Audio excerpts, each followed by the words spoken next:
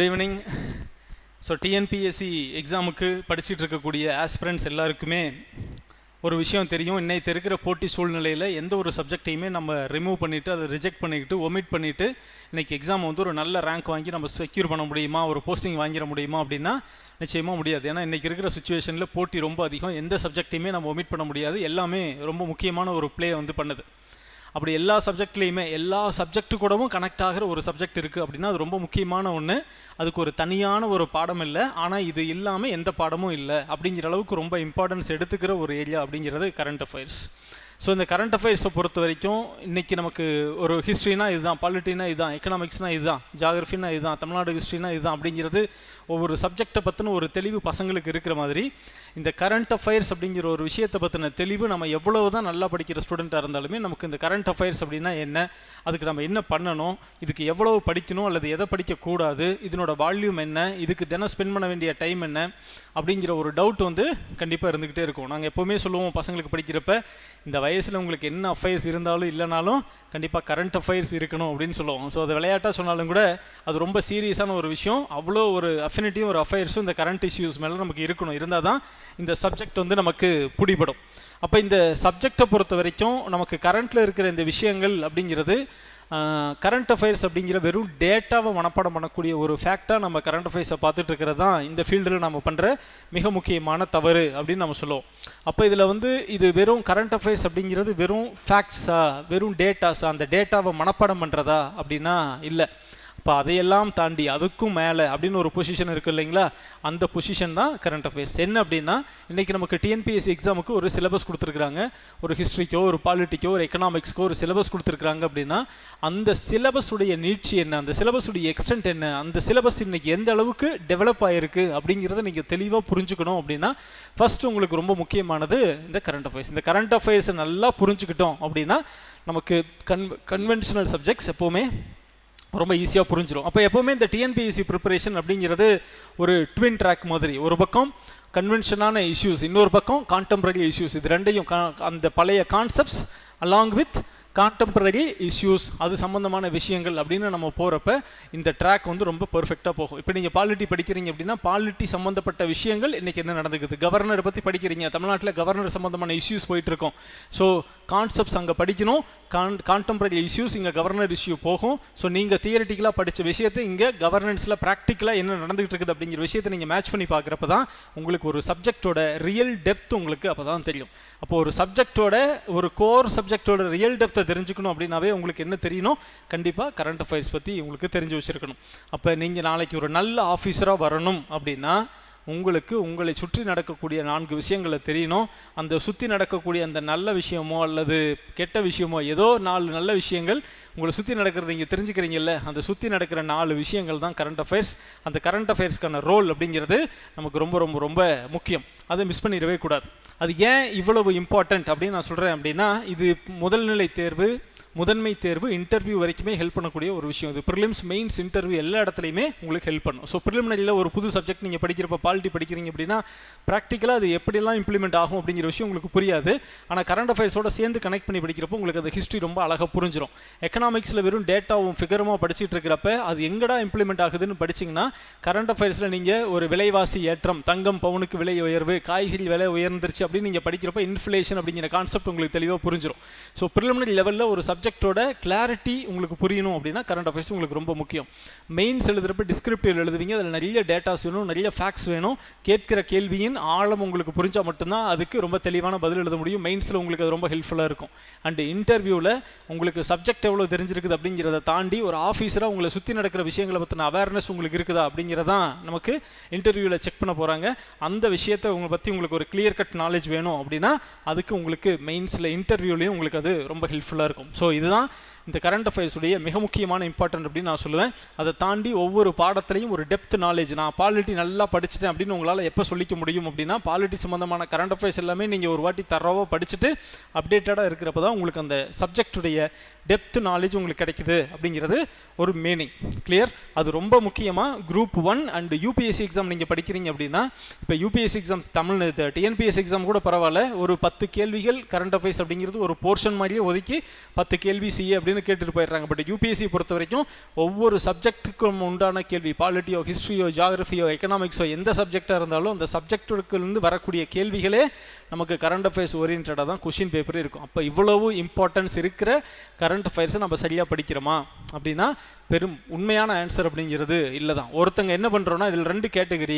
ஒருத்தங்க நாள் ஃபுல்லாக நான் கரண்ட் அஃபேர்ஸ் முக்கியம் அப்படின்னு நம்ம சொல்கிறதால கரண்ட் அஃபேர்ஸையே காலையிலேருந்து சாயந்தரம் வரைக்கும் நியூஸ் பேப்பரே படிக்கிறது, அதுக்கே நோட்ஸ் எழுதுறது அப்படின்னு போயிடுவாங்க. இன்னொருத்தங்க இதை டைம் வேஸ்ட், இது வேலைக்காகாத வேலை, நான் வேறு வேலை பார்க்கலாம் அப்படின்னு கரண்ட் அஃபேர்ஸை கம்ப்ளீட்டாக ஒமிட் பண்ணிட்டு போகக்கூடிய ஒரு செட். அப்போ இந்த 2 எக்ஸ்டெண்ட்டுமே தப்பு, இதுவுமே தப்பு, அதுவுமே தப்பு. அப்போ இந்த கரண்ட் அஃபேர்ஸை நம்ம எப்படி படிக்கணும், எங்கேருந்து படிக்கணும், படிக்கிறப்ப நம்ம என்ன செய்யக்கூடாது, எதையெல்லாம் சோர்ஸாக வச்சு இந்த கரண்ட் அஃபேர்ஸ் படிக்கலாம் அப்படிங்கிற தெளிவு மட்டும் உங்களுக்கு கட்டாயமாக வேணும். இப்போ அது பர்டிகுலராக இந்த எக்ஸாமுக்கு புதுசாக ஃப்ரெஷராக படிக்கிறவங்க எல்லாருக்குமே இந்த தெளிவு உங்களுக்கு இருந்தால் மட்டும்தான் நீங்கள் அடுத்தடுத்து வரக்கூடிய எக்ஸாம்ஸை ரொம்ப கிளியராக நல்லா படித்து எழுத முடியும் அப்படிங்கிறத மைண்டில் வச்சுக்கோங்க. ஸோ இந்த கரண்ட் அஃபேர்ஸை பொறுத்த வரைக்கும் உங்களுக்கு நான் ஃபஸ்ட்டு சொல்லக்கூடிய மிக முக்கியமான விஷயம், கரண்ட் அஃபேர்ஸ் அப்படிங்கிறது இன்னண்டரும் உங்களை சுற்றி நூற்றுக்கணக்கான நியூஸ் பேப்பர், மேகசின், அது இதுன்னு ஏகப்பட்டது கொட்டி கிடக்குது. சோர்ஸஸ் ஆர் அபண்டண்ட்டாக அங்கே கிடக்குது. அப்போ அவ்வளோ சோர்ஸஸையும் உங்களால் படிக்க முடியுமா அப்படின்னா வருஷக்கணக்காக நீங்கள் ஃபுல்லாக கரண்ட் அஃபேர்ஸ் படித்தா கூட படிக்க முடியாது. அதனால் restrictive sources for current affairs அப்படின்னு சொல்லுவேன்.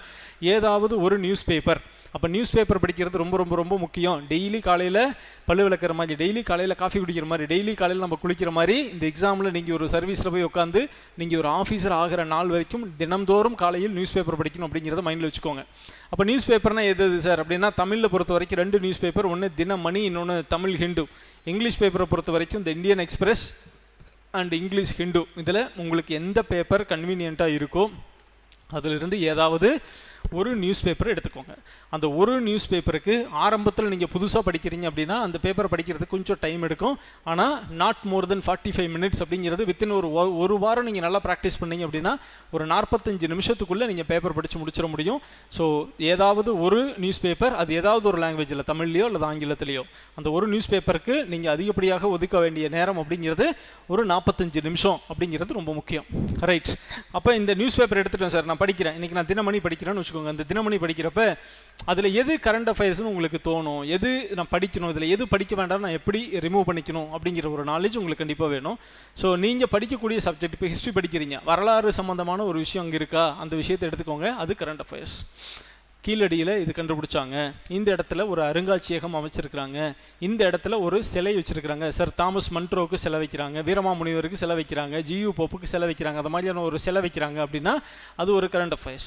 அப்போ வரலாறு சம்மந்தமான விஷயம் வருது. ஓகே, அப்போ ஒரு செய்தியை பார்க்குறோன்னே அந்த செய்தி சம்மந்தப்பட்ட பாடம் நமக்கு பாடத்திட்டத்தில் இருக்கா அப்படிங்கிறத பாருங்கள். இப்போ ஒரு அரசியலமைப்பு சம்மந்தமாக, அரசியலமைப்புக்கு ஒரு புதிய சட்ட திருத்தம் பாராளுமன்றத்தில் அறிமுகம் அப்படின்னா டக்குன்னு அப்போ அது பாலிட்டியோட ரிலேட் ஆகுது. அப்போ எக்கனாமிக் சம்மந்தமாக ஒரு விஷயம், பணவீக்கம், repo rate, reverse repo rate, reserve பேங்க்கு, இப்படின்னு சில கீவேர்ட்ஸ் இதெல்லாம் பார்க்குறப்ப இது எக்கனாமிக்ஸுக்கான நம்ம கரண்ட் அஃபேர்ஸ் அப்படிங்கிறத நீங்கள் புரிஞ்சுக்கணும். அப்போ ஒரு செய்தியை பார்க்குறப்பவே அந்த செய்தி சம்மந்தப்பட்ட வார்த்தைகள் நமக்கு சிலபஸில் இருக்கா அப்படிங்கிறது உங்களுக்கு புரியணும். அப்போ அதுக்கு முன்னாடி என்ன பண்ணியிருக்கணும், சிலபஸ் உங்களுக்கு ரொம்ப வெல்வர்ஸ்டாக இருக்கணும், அந்த சிலபஸோட இது ஒட்டி வருதா அப்படிங்கிறத நீங்கள் பார்க்கணும். ரொம்ப சிம்பிளாக ஒன்று வச்சுக்கோங்க, எந்த செய்தியெல்லாம் உங்களை பார்த்த உடனே படிக்க தூண்டுதோ அந்த செய்தியெல்லாம் கரண்ட் அஃபேர்ஸ் இல்லை. எந்த செய்தியெல்லாம் பார்த்த உடனே கடந்து போயிடலான்னு தோணுதோ அந்த செய்தியெல்லாம் எக்ஸாமுக்கு ரொம்ப முக்கியமான கரண்ட் அஃபேர்ஸ். அந்த ஆங்கிளில் நீங்கள் பாருங்கள், அப்போ அந்த செய்தியெல்லாம் நமக்கு ரொம்ப முக்கியமான செய்தி அப்படிங்கிறது உங்களுக்கு தெரிஞ்சுக்கும். ஓகே, அப்போ அதை நான் பார்த்தோன்னே நியூஸ் பேப்பர் அப்படியே ரவுண்டாக படிச்சுட்டே போகிறேன் சார், பேஜ் 1லேருந்து கடைசி வரைக்கும் படிச்சுட்டு போகிறேன், அப்படியே படிச்சுட்டு பேப்பரை நல்லா மடித்து பத்திரமா வச்சுட்டு போயிடுறேன், அது குட் அப்படின்னா நிச்சயமாக இல்லை. அப்போ நீங்கள் எப்படி படிக்கணும், உங்களுக்கு ஒரு 2 குயர் நோட் ஒன்று போட்டுக்கோங்க. ஒரு 2 குயர் நோட்டு, ஒரு 180 பேஜஸ் அப்படி இருக்கக்கூடிய ஒரு சைஸில் ஒரு நோட்டு போட்டுக்கோங்க. அந்த நோட்டில் உங்கள் சிலபஸில் என்னென்ன தலைப்பு இருக்குது, மொத்தமாக 8 யூனிட் இருக்கா, 6 யூனிட் இருக்கா, வரலாறு, அரசியலமைப்பு, பொருளாதாரம், புவியியல், தமிழ்நாடு வரலாறு, தமிழ்நாடு நிர்வாகம் அப்படின்னு உங்களுக்கு என்னென்ன தலைப்பு இருக்கோ எல்லாத்தையுமே ஒரு தலைப்பாக பிரித்து ஒவ்வொரு தலைப்புக்கும் ஒரு 20 ஷீட்டை போட்டு ஒரே நோட்டை 6-7 டிவிஷனாக பிரித்து வச்சுக்கோங்க. நீங்கள் ஒரு நியூஸ் பேப்பரை படிக்கிறப்ப வரலாறு சம்மந்தமாக ஒரு நியூஸை படிக்கிறீங்க அப்படின்னா ஃபஸ்ட்டு அந்த நியூஸ் பேப்பரை படிக்க கையில் ஒரு ரெட் கலர் பென் வச்சுக்கணும். ஒரு நியூஸ் பேப்பரை படிக்கிறீங்க, படிக்கிறப்ப அதில் எந்த விஷயம் உங்களுக்கு முக்கியம்னு தோணுதோ அந்த விஷயத்தை அண்டர்லைன் பண்ணிக்கிட்டே போய்டுங்க. அதனால தான் சொல்கிறேன், ரெட் பென் யூஸ் பண்ணுங்கள். பிளாக் பென் யூஸ் பண்ணிங்கன்னா நியூஸ் பேப்பரில் பிளாக் பெனில் அண்டர்லைன் பண்ணால் ஒன்றுமே தெரியாது. அப்போ ரெட் பெனில் யூஸ் பண்ணுறீங்கன்னா அந்த ரெட் பென் எங்கெங்கெல்லாம் அண்டர்லைன் பண்ணிகிட்டே போங்க. ஒரு ½ hour 40 minutesல நீங்கள் இந்த பேப்பரோட கடைசி பேஜுக்கு போயிடுவீங்க. உங்களுக்கு உங்கள் பார்வையில் எதெல்லாம் கரண்ட் அஃபேர்ஸ்னு தோணுதோ அந்த விஷயங்கள் எல்லாம் அண்டர்லைன் பண்ணிகிட்டே போயிடுங்க. அண்டு ஃபைனலாக பேப்பரை கடைசி பேஜ் முடிச்சதுக்கப்புறம் இப்போ உங்கள் நோட்டு பேனா எடுத்துகிட்டு உட்காருங்க. ஃபஸ்ட்டு நியூஸை படிங்க. அண்டர்லைன் பண்ணியிருக்கிற ஃபஸ்ட்டு நியூஸ் அரசியலமைப்பு சம்மந்தமான பாலிட்டி சம்மந்தமான ஒன்று அண்டர்லைன் பண்ணியிருக்கீங்கன்னா அதை உங்கள் நோட்டில் பாலிட்டிக்குன்னு ஸ்பெண்ட் பண்ணியிருக்கிற அலாட் பண்ணியிருக்கிற இடத்துல எழுதுங்க. அடுத்த நியூஸ் அண்டர்லைன் பண்ணியிருக்கிறது ஜியாகிரஃபி சம்மந்தமானதுன்னா உங்கள் நோட்டில் ஜியாகிரஃபி எங்கே இருக்கோ அந்த இடத்துல எழுதி வைங்க. ஒரு ஸ்போர்ட்ஸ்லேருந்து ஒரு முக்கியமான விஷயத்தை எழுதியிருக்கீங்க அப்படின்னா அது ஸ்போர்ட்ஸ்க்கு உண்டான இடத்துல எழுதுங்க. பாலிட்டி சம்மந்தமாக ஒரு விஷயத்தை எழுதுறீங்களா அதை எடுத்து பாலிட்டியோட போர்ட்டில் எழுதுங்க. அப்போ என்ன செய்யக்கூடாது, பேப்பரை படிக்க ஒரு நியூஸையும் படிச்சுட்டு இங்கே எழுதக்கூடாது. பாயிண்ட் நம்பர் 1 அது செய்யக்கூடாது. ரெண்டாவது, அண்டர்லைன் பண்ண எல்லா விஷயத்தையும் ஒரே பேஜில் ஒரு டேட் வாரியாக எழுதிட்டு வரோம், அதுவும் தப்பு. சப்ஜெக்ட் வாரியாக எழுதணும். இன்னித்த தேதி போட்டுக்கோங்க. இன்னித்த தேதியை போட்டு அந்த எக்கனாமிக்ஸ் பார்ட்டில், இன்னித்த தேதி போட்டு பாலிட்டி பார்ட்டில், இன்னித்த தேதி போட்டு ஜியாகிரஃபி பார்ட்டில். அப்படி நீங்கள் நீங்கள் ஒரு நாளைக்கு ஒரு 15 செய்திகளை நீங்கள் அங்கே அண்டர்லைன் பண்ணியிருக்கீங்கன்னா அந்த 15 எந்தெந்த செக்மெண்ட்டில் வருமோ அந்த செக்மெண்ட்டில் அதை ஃபிக்ஸ் பண்ணி வச்சுக்கணும். அது ரொம்ப ரொம்ப முக்கியம். ஓகே, அப்போ நீங்கள் இன்றைக்கி ஒரு ஆளுநர் சம்மந்தமான ஒரு விஷயத்தை நீங்கள் எழுதுறீங்க. ஆளுநர் ஒரு மசோதாவை திருப்பி அனுப்பிட்டாரு அப்படிங்கிறதுக்கு இந்த விதியின்படி ஆளுநர் திருப்பி அனுப்பினார் அப்படின்னு நீங்கள் ஒரு நியூஸ் பேப்பரில் எழுதுறீங்க, படிக்கிறீங்க அப்படின்னா ஓகே, அந்த விஷயத்தை அப்படியே எடுத்து இங்கே எழுதிடுறீங்க. அன்னைக்கே கையோடு அப்போ எடுத்து என்ன செய்யணும், நீங்கள் அந்த சப்ஜெக்ட் ஆல்ரெடி படிச்சிட்டிங்கன்னா அந்த விஷயம் உங்களுக்கு கனெக்ட் ஆகுதான்னு பாருங்கள். அப்படி கனெக்ட் ஆகலை அப்படின்னா ஆளுநர் சம்மந்தப்பட்ட சட்டமன்றத்தில் ஆளுநர் சம்மந்தப்பட்ட அதிகாரங்கள், the powers of governor related to assembly அப்படிங்கிற விஷயத்தை உங்களுடைய ஸ்டாண்டர்ட் நோட்ஸ்லையோ அல்லது ரெஃபரன்ஸ்லையோ உங்கள் கிளாஸ் நோட்ஸ்லையோ போய் அது சம்மந்தமான விஷயங்களை ஒரு வாட்டி ரிலேட் பண்ணி பாருங்கள். அப்போ அங்கே கான்செப்ட் படிச்சிருக்கிறீங்க, இங்கே கரண்ட்டில் ஒரு இஷ்யூ பார்க்குறீங்க, அந்த கான்செப்டையும் இந்த கரண்ட் இஷ்யூஸையும் ரெண்டையும் கனெக்ட் பண்ணுறப்ப இந்த கேள்வி உங்களுக்கு எங்கே எப்போ கேட்டாலும் உங்களுக்கு மறந்து போகாது. அது ரொம்ப ரொம்ப முக்கியம். கிளியர்? ஸோ எந்தெந்த கான்செப்டை படித்தாலும் எந்த கரண்ட் அஃபேர்ஸை படித்தாலும் அது சம்மந்தப்பட்ட கான்செப்டோட கனெக்ட் பண்ணி அந்த இடத்துலையே நீங்கள் படித்து வச்சுக்கிறது அப்படிங்கிறது சப்ஜெக்ட் மீதான கிளாரிட்டியை உங்களுக்கு பயங்கரமாக இன்க்ரீஸ் பண்ணும். ஓகே, இதே மாதிரி எழுதுறீங்க. சண்டே அன்னைக்கு என்ன பண்ணணும் அப்படின்னா, சண்டே பெரும்பாலும் பெரிய கரண்ட் அஃபேர்ஸ் அங்கே அந்த நியூஸ் பேப்பரில் இருக்காது. சண்டே இப்போ ஒரு ஃபேமிலிக்கு தகுந்த மாதிரி என்டர்டெயின் பண்ணுற மாதிரி தான் நிறைய பேப்பரில் நிறைய சப் எடிஷன்லாம் வரும். ஸோ அதெல்லாம் படிச்சுட்டு ஞாயிற்றுக்கிழமை அந்த வாரம் முழுசும் எழுதின கரண்ட் அஃபேர்ஸ் எல்லாத்தையும் ஒரு வாட்டி ரிவைஸ் பண்ணுங்கள். அதுக்கப்புறம் இதே மாதிரி 4 வாரம் மந்த்து ஃபுல்லாக கன்டினியூ பண்ணுறீங்க. மந்த் எண்டில் ஒரு வாட்டி கண்டிப்பாக ஃபுல்லாக ரிவைஸ் பண்ணுறீங்க. அப்போ மந்த்து ஃபுல்லாக இந்த விஷயத்தை பண்ணிகிட்டே இருக்கணும். ஒரே ஒரு நியூஸ் பேப்பர் எடுக்கிறோம், தினம் படிக்கிறோம், முக்கியமான விஷயங்களை அண்டர்லைன் பண்ணுறோம், நமக்கு சப்ஜெக்ட் வைஸ் பிரிச்சிருக்கிற நோட்டில் அதை எழுதுகிறோம், வீக்லி ஒன்ஸ் ரிவைஸ் பண்ணுறோம் அண்ட் மந்த்லி ஒன்ஸ் ரிவைஸ் பண்ணுறோம். எப்போவுமே கரண்ட் அஃபேர்ஸை பொறுத்த வரைக்கும் ஒன்று தான் சொல்லுவேன், த ரீட் லெஸ் ரிவைஸ் மோர் அப்படின்னு சொல்லுவோம். ஒரு குறைவான பேப்பரில் படிங்க, ஒரே பேப்பர் படிங்க, ஒரே ஒரு சோர்ஸ் போதும். ரீட் லெஸ் பட் ரிவைஸ் மோர். அதிலிருந்து உங்களுக்கு முக்கியமானது அப்படின்னு நினச்சி நீங்கள் எழுதின விஷயங்கள் எல்லாத்தையுமே திரும்ப திரும்ப திரும்ப நீங்கள் ரீகால் பண்ணணும். அது ரொம்ப ரொம்ப ரொம்ப முக்கியமான விஷயம். அதனால தான் சொல்கிறது ரீட் லெஸ் ரிவைஸ் மோர் அப்படின்னு சொல்கிறதுக்கான காரணம் அதுதான்.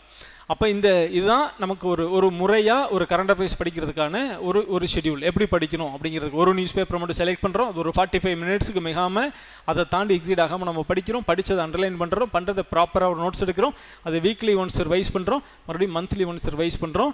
அப்போ ஒரு ப்ராப்பரான ஒரு ஷெடியூலுக்குள்ளே கொண்டுட்டு வந்துடுறோம். அப்போ என்ன பண்ணக்கூடாது அப்படின்னா, நான் முன்னே ஒன்று சொன்னேன், ஒரு பேப்பரை எழுத ஒரே இடத்துல எல்லா சப்ஜெக்ட்டும் எழுதக்கூடாது. ஒரு ஹிஸ்ட்ரி கரண்ட் அஃபேர்ஸ், ஒரு பாலிட்டி கரண்ட் அஃபேர்ஸ், ஒரு எக்கனாமிக்ஸ் கரண்ட் அஃபேர்ஸ், ஒரு ஸ்போர்ட்ஸ் கரண்ட் அஃபேர்ஸ் அப்படி எழுதக்கூடாது. அது செக்மெண்ட்டில் எழுதணும். அப்போ தான் படிக்கிறதுக்கு நமக்கு ஈஸியாக இருக்கும். Point number 1. ரெண்டாவது, இன்னும் நிறைய பேர் என்ன பண்ணுவாங்கன்னா, நான் நல்லா படிக்கிறேன் சார், எனக்கு மைண்டில் நின்றுக்கும், நான் நியூஸ் பேப்பர் படிச்சுட்டேன் பார்ப்பாங்க, அப்படியே ஒரு புரட்டிட்டு பேப்பரை மடித்து வச்சுட்டு போயிடுவாங்க. அப்போ நோட்ஸ் எடுக்காமல் படிக்கிறது அப்படிங்கிறது உங்களுக்கு ஹெல்ப் பண்ணுமா அப்படின்னா டெஃபினட்டாக ஹெல்ப் பண்ணாது. கரண்ட் அஃபேர்ஸ்க்கு கண்டிப்பாக நோட்ஸ் எடுக்கணும். பட் நான் என்ன சொல்கிறேன்னா, ஆரம்பத்திலிருந்து இதையவே ஒரு ஃபுல் டே ப்ராஜெக்டாக பண்ணாமல் மேக்ஸிமம் டைம் அப்படிங்கிறது 1 hour, அந்த 1 hourக்கு மேலே கரண்ட் அஃபேர்ஸ்க்கு ஸ்பெண்ட் பண்ணக்கூடாது அப்படிங்கிற அளவுக்கு தெளிவாக படிங்க. ரெண்டாவது, to avoid multiple news papers and multiple sources. நிறைய நான் Tamil into English into Indian express அப்புறம் தினமணி இதெல்லாம் வேண்டாம். ஏதாவது ஒரு பேப்பர், இப்போ நிறைய பேப்பரை சூஸ் பண்ணுறதை அதை விட்டுருங்க. அப்புறம் ஃபைனலாக இன்னொன்று என்ன பண்ணுவாங்க அப்படின்னா, ஏதாவது ஒரு சேனலில் ஏதாவது ஒரு பிடிஎஃப் ரோல் ஆகிட்டு இருக்கும், ஏதோ ஒரு பக்கம் சுற்றிகிட்டே இருக்கும். இந்த மாதத்தின் முக்கிய நடப்பு நிகழ்வுகள், அது படிக்க வேண்டாம்னு சொல்லலை, 100% அதை நீங்கள் படிக்கலாம், தப்பு இல்லை. ஆனால் ஏதோ ஒரு பிடிஎஃப் மட்டுமே உங்களுக்கான எல்லா தேவைகளையும் பூர்த்தி செஞ்சிடாது அப்படிங்கிறத மட்டும் மைண்டில் வச்சுக்கோங்க. நீங்கள் செல்ஃபாக படித்து புரிஞ்சு நீங்கள் எடுக்கிற நோட்ஸ் தான் மிக முக்கியமான கரண்ட் அஃபேர்ஸ். அவங்க பாயிண்ட் ஆஃப் வியூவில் எதெல்லாம் கரண்ட் அஃபேர்ஸ்னு இருக்கோ அதை தான் எடுத்து ஒரு பிடிஎஃபாக ரோல் பண்ணுவாங்க. அந்த ரோல் பண்ணிகிட்டு இருக்கிற அந்த பிடிஎஃப் வந்து உங்களோட தேவைகள் எல்லாத்தையும் பூர்த்தி செஞ்சிருமானா? இல்லை. அப்போ நீங்கள் ஏதாவது ஒரு பிடிஎஃபை நான் மாதம் படிச்சுட்டு இருக்கிறேன் சார், அங்கே சுற்றிட்டு இருக்கோம் இங்கே சுற்றிட்டு இருக்கோம், அதெல்லாம் படிப்பேன், ஏதோ ஒரு அகாடமி இது, அதெல்லாம் ஓகே, நீங்கள் என்ன வேணாலும் பண்ணுங்கள். ஆனால் நான் சொல்கிற விஷயங்களை மட்டும் நீங்கள் நோட் பண்ணிவிட்டு ஒரு ஃபுல் மந்த் நீங்கள் உங்கள் நோட்டில் உங்கள் ஸ்டைலுக்கு உங்களுக்கு பிடிச்ச மாதிரி புரிஞ்ச மாதிரி எழுதுகிற கரண்ட் அஃபேர்ஸ் நீங்கள் படிச்சுட்டு அதுக்கப்புறம் எந்த பிடிஎஃபை வேணாலும் நீங்கள் படிங்க. அப்படி படிக்கிறப்ப தான் உங்களுக்கு தெரியும் நீங்கள் எழுதின பல விஷயங்கள் அங்கே விடுபட்டு போயிருக்கும். அப்போ அதை நீங்கள் படிச்சுக்கிறீங்க ஓகே, ஆனால் அதை தாண்டி உங்களோட சொந்த உழைப்பில் நீங்கள் எழுதின பல விஷயங்கள் அங்கே மிஸ் ஆகிருக்கும். அது மிஸ் ஆகக்கூடாது அப்படின்னா இப்போ நான் சொன்ன மெத்தடாலஜியில் படிங்க. ஸோ இது வந்து ரொம்ப ரொம்ப முக்கியமான ஒரு விஷயம். ஓகே, அப்போ இதெல்லாம் நம்ம எங்கே படிக்க போகிறோம்? இப்போ இதெல்லாம் படிக்கிறோம், எப்படி படிக்கணும்னு தெரிஞ்சிருச்சு, அப்புறம் எப்படி படிக்கணுங்கிறது தெரிஞ்சிருச்சு, என்ன பண்ணக்கூடாதுன்னு தெரிஞ்சிருச்சு. ஓகே, அப்போ நம்ம அடுத்தது என்ன பண்ண போகிறோம், இது எப்படி படிக்க போகிறோம் அப்படின்னா நியூஸ் பேப்பரை பொறுத்த வரைக்கும் ஓகே, ஏதாவது ஒரு நியூஸ் பேப்பர் அப்படின்னு நம்ம சொல்லிட்டோம். அப்போ இந்த நியூஸ் பேப்பரை தாண்டி வேறு என்ன படிக்கணும் அப்படின்னா அடுத்தது தான் நம்ம வரக்கூடியது மேகசின் அப்படின்னு நம்ம சொல்லுவோம். இதழ்கள், மாதாந்திர இதழ்கள், மந்த்லி மேகசின்ஸ். அப்படி இந்த மந்த்லி மேகசின்ஸ் அப்படின்னு சொல்லி வர்றப்ப ரொம்ப ரொம்ப ரொம்ப முக்கியமான ஒரு மேகசின் என்ன அப்படின்னா தமிழரசு அப்படின்னு நம்ம சொல்லுவோம்.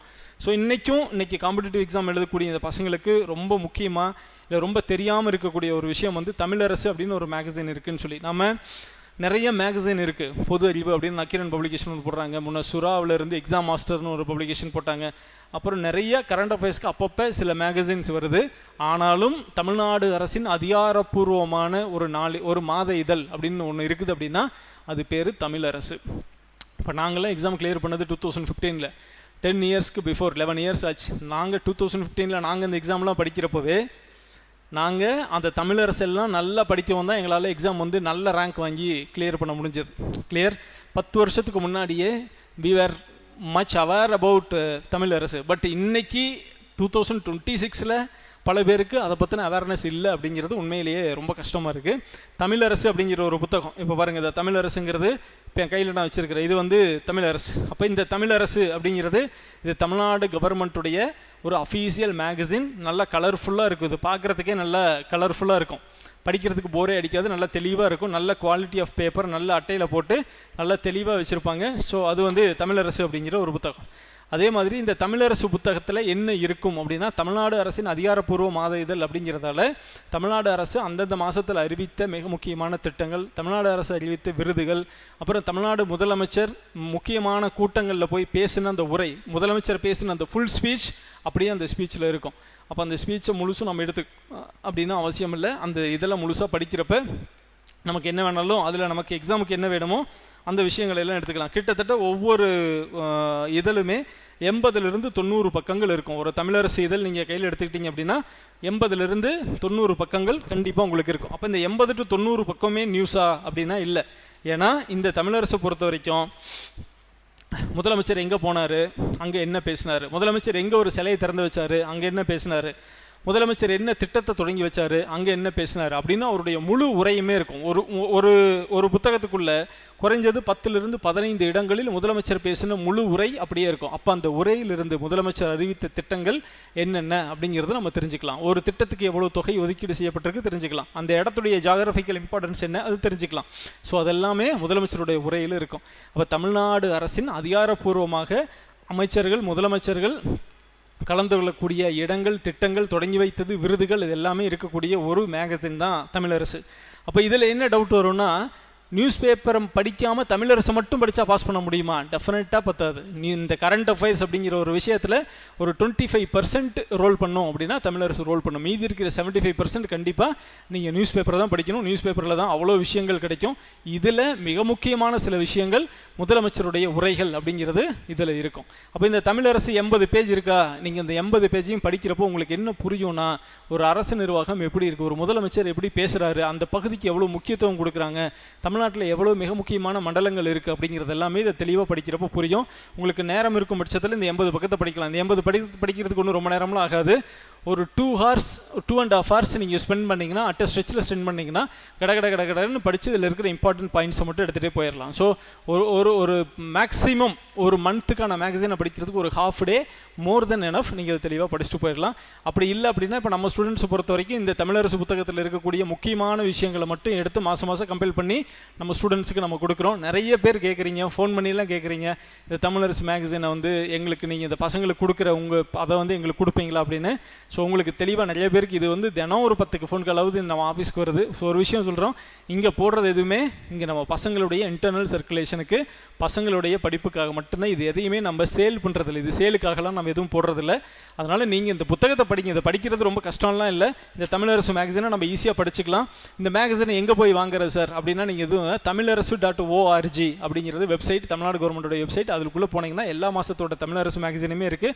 நீங்கள் ஜஸ்ட் டவுன்லோட் பண்ணி ஒரு வாட்டி ரீட் பண்ணிக்கலாம். அப்படி இந்த ஃபுல் புக்கை ரீட் பண்ண கஷ்டமாக இருக்குது அப்படின்னா, சில நண்பர்கள் அதோடைய முக்கியமான கருத்துக்களை மட்டும் தொகுத்து அதை சேல்ஸ் எல்லாம் பண்ணுறாங்க, நீங்கள் அவங்ககிட்ட வாங்கி படிச்சுக்கலாம். பட் என்னோட பர்சனல் அட்வைஸ் என்ன அப்படின்னா, ஒரு புத்தகத்தை நீங்கள் முழுசாக படிக்கிறப்ப தான் அதனுடைய எசன்ஸ் உங்களுக்கு புரியும். அப்போ தான் உங்களுக்கு அதிலிருந்து முக்கியமானது எது அப்படிங்கிறதை பகுத்து பிரித்தெடுக்கக்கூடிய ஒரு விஷயம் வந்து உங்களுக்கு வரும். ஓகே, அப்போ நியூஸ் பேப்பரை தாண்டி ஃபஸ்ட் விஷயம் தமிழரசு அப்படிங்கிறது ஒன்று படிக்கிறோம். அடுத்தது நம்ம படிக்க வேண்டியது ஒன்று, மாநில அரசுடைய அதிகாரப்பூர்வமான இதழ் தமிழரசு அப்படின்னா, மத்திய அரசுடைய அதிகாரப்பூர்வமான இதழ் அப்படிங்கிறது திட்டம். அப்போ இந்த திட்டம் புத்தகம் அப்படிங்கிறது என்ன அப்படின்னா, திட்டம் இங்கிலீஷில் வந்து இந்த புக் வந்து யோஜனா அப்படின்னு சொல்லுவோம். யோஜனாவும் திட்டமும் ஒன்றே தான், இது ரெண்டுடைய தமிழ் அண்ட் இங்கிலீஷ் வெர்ஷன் தான். ஸோ என் கையில் இருக்கிறது February 2026 உண்டான வெர்ஷன். இப்போ நான் தமிழரசுன்னு சொன்னேன் இல்லைங்களா, இந்த தமிழரசு புத்தகத்தை நான் எவ்வளோ வருஷமாக படிக்கிறேன் அப்படின்னா, நியர்லி 11 வருஷமாக இந்த புத்தகத்தை படிக்கிறோம். 11 வருஷமாக இந்த தமிழரசு புத்தகத்தோட புழங்கிட்டு இருக்கிறோம். ஸோ உண்மையிலேயே நாங்களாம் எக்ஸாமில் பாஸ் பண்ணுறதுக்கு ரொம்ப முக்கியமான ஒரு ஃபேக்டர் அன்னைக்கு எப்படி இருந்துச்சு அப்படின்னா, ப்ரிலிம்ஸ் ஆகட்டும், மெயின்ஸ் ஆகட்டும், இன்டர்வியூ ப்ராசஸ் வரைக்குமே ரொம்ப ஹெல்ப்ஃபுல்லாக இருந்தது இந்த தமிழரசுன்னு நான் சொல்லுவேன். ஸோ இந்த கிட்டத்தட்ட இந்த 11 வருஷத்துக்கான ஃபுல் கம்பைலேஷனும் ஃபுல் மெட்டீரியலும் இயர் பை இயர் அந்த மெட்டீரியல் ஒரு கலெக்ஷன், அதை தூக்கி போட மனசு வரல, அதை பழைய பேப்பருக்கு எடுத்து வித்தரலாம் அப்படின்லாம் தோண மாட்டேங்குது. அதை வீட்டில் அடைச்சி வச்சுருக்கிறோம். கிட்டத்தட்ட 10 வருஷத்துக்கு உண்டான மேகசின்ஸ் நமக்கு ஒரு கேலரி மாதிரி நம்மக்கிட்ட தமிழரசு இருக்குது. அதே மாதிரி தான் திட்டம் அப்படிங்கிறது இந்த மத்திய அரசுடைய அதிகாரப்பூர்வமான இதழ் வந்து திட்டம். அப்போ இந்த திட்டமில் என்ன இருக்குன்னா, எப்படி தமிழ்நாடு கவர்மெண்ட்டுடைய முக்கியமான ஸ்கீம்ஸ் எல்லாம் தமிழரசு புக்கில் வருதோ, அது மாதிரி சென்ட்ரல் கவர்மெண்ட்டுடைய மிக முக்கியமான ஸ்கீம்ஸ் எல்லாமே நமக்கு திட்டம்ங்கிற இந்த புத்தகத்தில் வந்துடும். அந்த திட்டம் புத்தகத்துடைய இங்கிலீஷ் வெர்ஷன் தான் யோஜனா. தமிழரசு புக்குக்கு இங்கிலீஷ் வெர்ஷன் இருக்கான்னு கேட்பீங்க. தமிழரசு இங்கிலீஷ் வெர்ஷன் இருக்குது, தமிழ் வெர்ஷன் இருக்குது. அதே மாதிரி திட்டத்துக்கு திட்டம்னு தமிழ்லையும் இங்கிலீஷில் யோஜனா அப்படின்னு இருக்கும். இதில் மத்திய அரசுடைய மிக முக்கியமான திட்டங்கள் எல்லாமே வந்துடும். அதே மாதிரி ஒவ்வொரு மாதமும் ஒரு குறிப்பிட்ட ஒரு விஷயத்தை பற்றி ரொம்ப டீட்டெயில்டான எஸ்ஏஸ் இருக்கும். அது வந்து மெயின்ஸுக்கு உங்களுக்கு ரொம்ப ஹெல்ப்ஃபுல்லாக இருக்கும். அதான் நமக்கு திட்டம் அப்படின்னு நம்ம சொல்லக்கூடியது.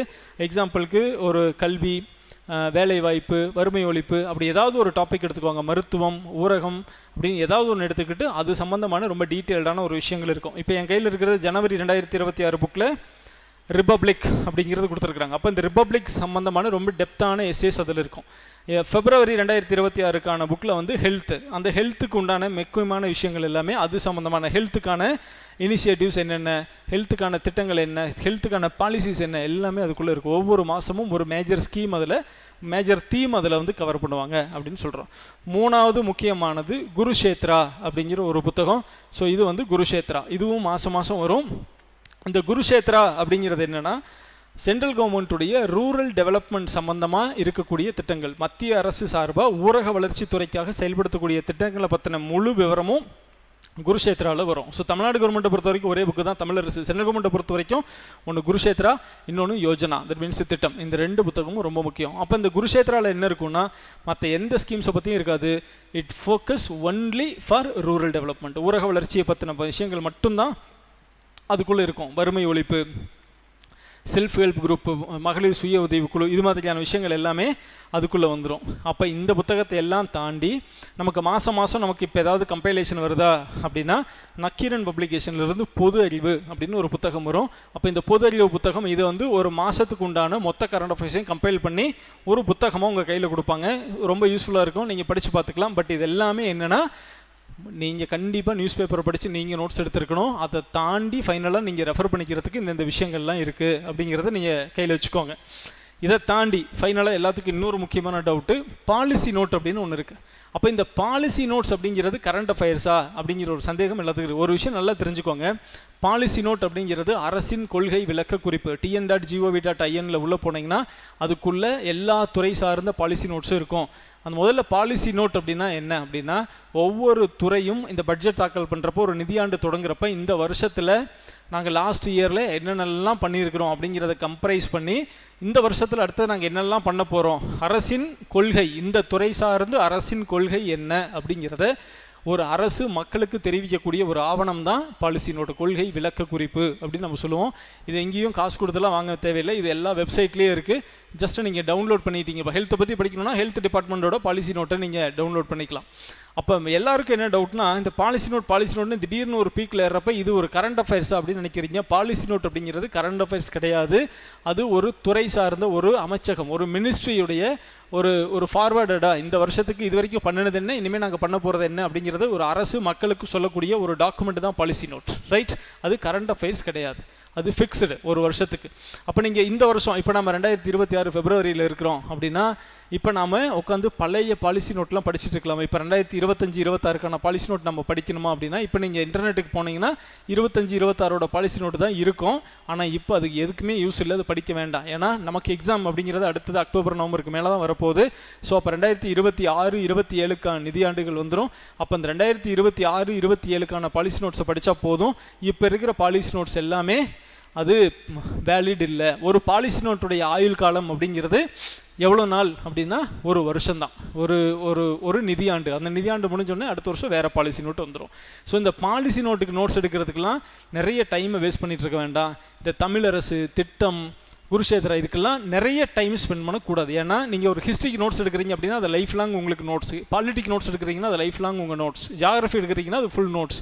அது எப்போ வேணாலும் இந்த எக்ஸாமுக்கு நீங்கள் திரும்ப நீங்கள் பயன்படுத்திக்கலாம். ஆனால் இந்த கரண்ட் அஃபேர்ஸ் ரிலேட்டடாக தமிழரசுக்கோ, பாலிசி நோட்ஸுக்கோ, திட்டத்துக்கோ, யோஜனாக்கோ, நியூஸ் பேப்பருக்கோ don't spend much time, don't spend much efforts. அவ்வளோவுக்கு அது தேவையில்லை, அந்தளவுக்கு அது ஒர்த் இல்லை. ஏன்னா உங்களுக்கு எக்ஸாம் எப்போ வருதோ, எப்போவுமே கரண்ட் அஃபேர்ஸுக்கு எவ்வளவு காலத்துக்கு படிக்கணும் அப்படிங்கிற ஒரு கேள்வி வரும். எக்ஸாம் செப்டம்பரில் வருது அப்படின்னா அதற்கு முந்தைய 6 மாதத்துக்கான கரண்ட் அஃபேர்ஸ் ரொம்ப தெளிவாக படிச்சிருக்கணும். அதுக்கு முந்தைய 6 மாதம் ஓரளவுக்கு அது படிச்சுட்டு போயிருக்கணும். ஸோ நமக்கு அதிகபட்ச டார்கெட் அப்படிங்கிறதே எக்ஸாம் தேர்வு தேதியிலிருந்து கடைசி ஒரு வருஷம் அப்படிங்கிற அளவுக்கு மட்டும் படிச்சிங்கன்னா போதும். அதை தாண்டி நீங்கள் உட்காந்துட்டுலாம் படிக்க வேண்டாம். நாங்கள் 2015 எக்ஸாம் எழுதுகிறப்ப 2011 விம்பிள்டனில் யார் ஜெயிச்சாங்க அப்படின்னு கொஷின் கேட்டாங்க குரூப் 1ல். அப்போ அதுக்கு மீனிங் என்ன? அது கரண்ட் அஃபேர்ஸே 4 வருஷத்துக்கு முன்னாடி நடந்த ஒரு நிகழ்வு எப்படி கரண்ட் அஃபேர்ஸ் ஆகும்? அப்போல்லாம் நாங்கள் கரண்ட் அஃபேர்ஸை தொட்டே பார்க்க மாட்டோம், இந்த தமிழரசு மட்டும் படிச்சுட்டு போய்கிட்டே இருப்போம். பட் இப்போலாம் டிஎன்பிஎஸ்சி ரொம்ப அப்டேட் ஆகிட்டாங்க. ரீசெண்டாக நடக்கக்கூடிய இஷ்யூஸ் எல்லாத்தையும் கேள்வியாக கேட்டுட்டு இருக்கக்கூடிய ஒரு தன்மை இருக்குது. அதனால் நீங்கள் கடைசி ஒரு வருஷம் அப்படிங்கிறத படித்தா போதும். ரொம்ப குறிப்பாக ரொம்ப தெளிவாக படிக்க வேண்டியதுங்கிறது கடைசி 6 மாதம் நல்லா படித்தா போதும். அப்போ பாலிசி நோட்ஸுக்காகவோ, தமிழரசுக்காகவோ, நியூஸ் பேப்பர் கட்டிங்காகவோ, திட்டம் புக்குக்காகவோ உட்காந்துட்டு நாள் முழுசும் உட்காந்து மெனக்கெட்டு விரிவாக நோட்ஸ்லாம் எழுதிட்டு இருக்காதிங்க. அது வேஸ்ட் ஆஃப் டைம். ஏன்னா அதுக்கான வேலிடிட்டி ரொம்ப ஷார்ட் பீரியட். அப்போ அதுக்கு கோர் கான்செப்ட்ஸ் இருக்கக்கூடிய சப்ஜெக்ட்ஸ் நல்லா படிக்கணும். அந்த கோர் கான்செப்ட்ஸ் இருக்கிற சப்ஜெக்ட்ஸை நல்லா புரிஞ்சுக்கிறதுக்கு நமக்கு இந்த கரண்ட் அஃபேர்ஸ் அப்படிங்கிறது ரொம்ப ஹெல்ப்ஃபுல்லாக இருக்கும். கிளியர்? ஸோ இதுதான் கரண்ட் அஃபேர்ஸ். இதுக்கு என்ன பண்ணணும், எப்படி படிக்கணும், அதுக்கு என்னென்ன சோர்சஸ் பயன்படுத்தணும், எதை பயன்படுத்தக்கூடாது, எவ்வளோ நேரம் பயன்படுத்தணும், எல்லாமே நம்ம டிஸ்கஸ் பண்ணிட்டோம். பட் இப்போ நம்ம பண்ண வேண்டிய மிக முக்கியமான விஷயம் என்ன அப்படின்னா, அந்நியன் படத்தில் விக்ரம் சொல்கிறது தான், ரூல்ஸ் ஃபாலோ பண்ணணும் அப்படின்னு சொல்கிறது. என்ன ரூல்ஸு? தினம் 1 மணி நேரம் கரண்ட் அஃபேர்ஸ்க்கு, 45 minutes to 1 hour அப்படிங்கிறது நீங்கள் கரண்ட் அஃபேர்ஸ்க்கு ஸ்பெண்ட் பண்ணக்கூடிய மிக முக்கியமான ஒரு டைம். அந்த டைமை நீங்கள் மிஸ் பண்ணக்கூடாது. அந்த ரூலை ஃபாலோ பண்ணுங்கள். அப்போ படிக்கிறப்போ ஆட்டோமேட்டிக்காக உங்களுக்கு கான்டெம்பரரி இஷ்யூஸும் உங்களுக்கு புரிஞ்சிடும், கோர் சப்ஜெக்ட்ஸுக்கான கான்செப்டும் ரொம்ப நல்லா தெரிஞ்சிடும். ஸோ ஃபஸ்ட்டு உங்களுக்கு இப்போ ரொம்ப அழுத்தி சொல்ல விரும்புகிறது என்ன அப்படின்னா, இந்த கரண்ட் அஃபேர்ஸ் படிக்கிறது அப்படிங்கிறது ஜஸ்ட் ஒரு நியூஸை தெரிஞ்சுக்கிறதுக்காகவோ, ஒரு ஃபேக்டை மனப்பாடம் பண்ணுறதுக்காகவோ அல்ல. அப்போ கரண்ட் அஃபேர்ஸுடைய நோக்கம் அது அல்ல. அரசின் திட்டங்களை முழுமையாக புரிந்து கொண்டு ஒரு அதிகாரியாக நீங்கள் சிந்திக்க வேண்டும் அப்படிங்கிறதான் இந்த கரண்ட் அஃபேர்ஸ்க்கான மிக முக்கியமான நோக்கம். ஒரு கரண்ட் அஃபேர்ஸை படிக்கிறப்ப தான் ஒரு அரசு எவ்வாறு செயல்படுகிறது, அந்த அரசு மக்கள் நலத்திட்டங்களை எப்படி செயல்படுத்துது, ஒரு அரசின் பார்வையில் திட்டங்கள் எப்படியெல்லாம் வெளியில் வருது, அது எப்படி இம்ப்ளிமெண்ட் ஆகுது அப்படிங்கிறதெல்லாம் நீங்கள் நல்லா புரிஞ்சுக்கிட்டிங்கன்னா தான் அரசின் திட்டங்களை தெளிவாக புரிந்து கொண்டு ஒரு அதிகாரியாக சிந்திக்கணும். நீங்கள் ஒரு ஆஸ்பிரண்டாகவே இன்னும் சிந்திச்சுட்டு இருக்கக்கூடாது, ஒரு சிறந்த அதிகாரியாக யோசிக்கணும். அப்போ அரசின் திட்டங்களை புரிஞ்சு அரசு இடத்துலேருந்து அந்த திட்டங்களை நீங்கள் பார்க்குறப்ப தான் நீங்கள் நாளைக்கு ஒரு ஆஃபீஸர் மெட்டீரியலாக உங்களால் ஒரு டே பை டே க்ரோ ஆவீங்க. அந்த எண்ட் ஆஃப் த டே நீங்கள் ஒரு நல்ல ஆஃபீஸராக வருவீங்க. அப்போ ஒரு நல்ல ஆஃபீஸராக வரணும் அப்படிங்கிறதையும் தாண்டி இந்த சமூகத்திற்கு பயனுள்ள ஒரு பொறுப்பான குடிமகனாக நீங்கள் வர வேண்டும் அப்படின்னா கூட உங்களை சுற்றி நடக்கிற விஷயங்களை நீங்கள் நல்லா புரிஞ்சுக்கணும். நம்ம கிராமங்களில் சொல்லுவாங்க, அவர்கிட்ட போய் கேளுங்க 4 விஷயம் தெரிஞ்சவர் அப்படிம்பாங்க. அந்த 4 விஷயம் என்ன அப்படின்னா, உங்களை சுற்றி நடக்கக்கூடிய எல்லா விஷயங்களை பற்றியும் ஓரளவுக்கு நாலேஜ் இருக்கிறவங்கள தான் அந்த 4 விஷயம் தெரிஞ்சாலுன்னு சொல்லுவாங்க. இந்த காம்படிட்டிவ் எக்ஸாமில் அந்த 4 விஷயம் தெரிஞ்சால் யாருன்னா கரண்ட் அஃபேர்ஸ் படிக்கிறாள். நீங்களும் அந்த 4 விஷயம் தெரிஞ்ச ஆளாக இருங்க. டெஃபினட்டாக அடுத்து வரக்கூடிய எக்ஸாமில் அது உங்களுக்கு ரொம்ப ஹெல்ப்ஃபுல்லாக இருக்கும். Right, thank you.